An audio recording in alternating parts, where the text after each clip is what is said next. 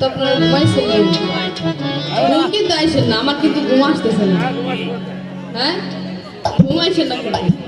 যদি আমরা ছোট ছোট শিল্পী, কিন্তু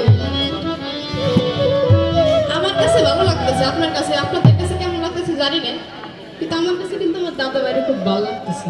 কেন লাগতেছে জানেন?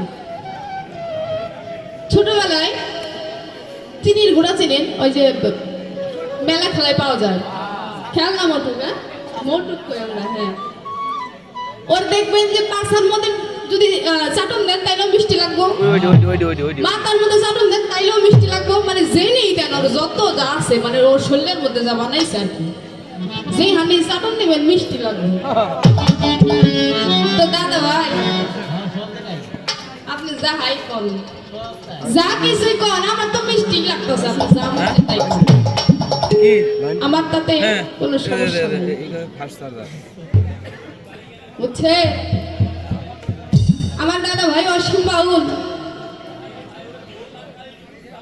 ওনার দর্শন পেয়েছি যখন, হ্যাঁ 2-4 দিন যাই করেছি সঙ্গ, তো দাদা ভাই আমার দেখেই বলতো, আমার মাকে সর্বপ্রথম যেদিন দেখেছে আমায় বলে যে হ্যাঁ ও পারবে, ও পারবে, এবং এমনিতেও ভদ্র সদ্র আছে, যদি আমি ভদ্র না তো ভদ্র সদ্র আছে। তো দাদা ভাই বলতো কি, শোন আর যাই করস, হ্যাঁ গুরু গোসাইকে কখনো অসম্মান করিস না, কেননা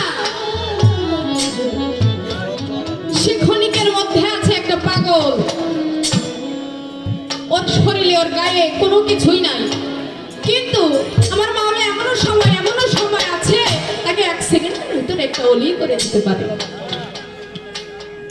একটা ওলি রূপে তাকে করতে পারে।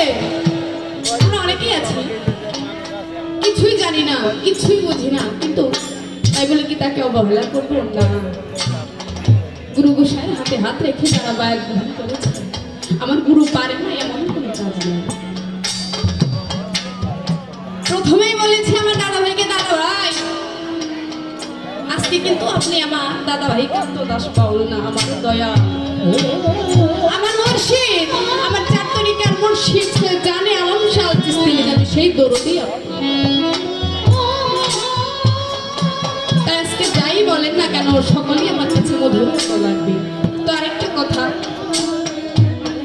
আমার আলামিন ভাই সৌদি প্রবাসী থেকে আগত, দাদা ভাই একটা মায়ের গান শুনবে, অবশ্যই শোনাবো, যেহেতু আমাদের সাথে এসেছেন, একটু সময় নিয়ে আর কি গানটা শোনাবো।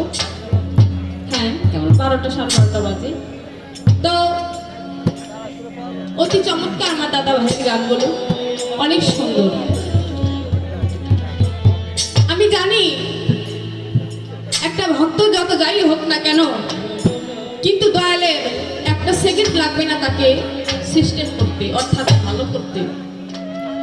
আপনি যত বড় চুল নিয়ে নাপিতের কাছে যান না কেন, নাপিতের কি একটা ভেজান করলেই শেষ আপনার চুল, যত বড়ই হোক। তাই আমি জানি আমার গুরু যিনি আজকে দয়াল, ওনার কথা এবং ওনার যে ভাব আমার কাছে মনে হইতেছে আমার দাদা ভাইয়ের সাথে গান করতেছে, সেম মানে ভালো লাগতেছে, কণ্ঠটা এত মজা, ভালো লাগে অনেক। তো সবকিছুই অনেক সুন্দর।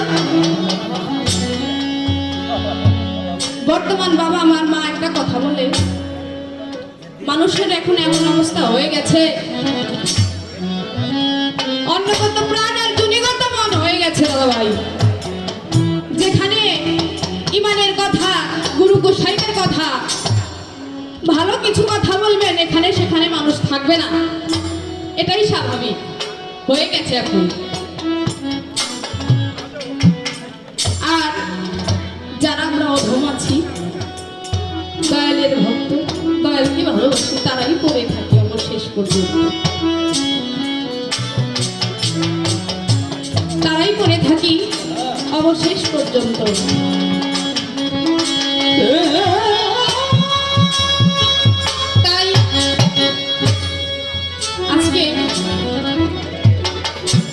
যতটুকু সময় আপনাদের মধ্যে থাকবো চেষ্টা করবো আমার কারণে যেন কেউ কোনো কষ্ট না পাক, কোনো বেয়াদবি যেন না হয়। সকলের কাছে দোয়া চাই, আশীর্বাদ চাই।